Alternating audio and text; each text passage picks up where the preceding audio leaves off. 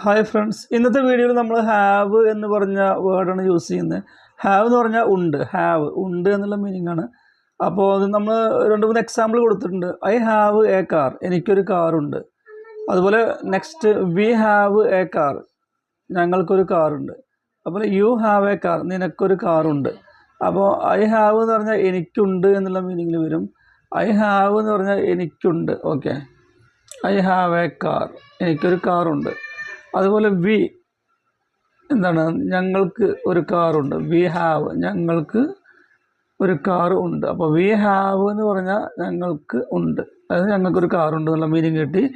അതുപോലെ you have A car, third sentence you have A car. ഇവിടെ നമ്മൾ പറയുന്നത് നിങ്ങൾക്ക് ഒരു കാറുണ്ട് അല്ലെങ്കിൽ നിനക്ക് ഒരു കാറുണ്ട് അല്ലേ. അപ്പോൾ യു ഹാവ് എന്ന് പറഞ്ഞാൽ നിനക്ക് ഉണ്ട് അല്ലേ, അല്ലെങ്കിൽ നിങ്ങൾക്കുണ്ട് അല്ലേ. എ കാർ, ഒരു കാറുണ്ട്. അപ്പോൾ യു ഹാവ് എന്ന് പറഞ്ഞാൽ നിങ്ങൾക്കൊരു കാറുണ്ട്, യു ഹാവ് പറഞ്ഞാൽ നിങ്ങൾക്കുണ്ട്.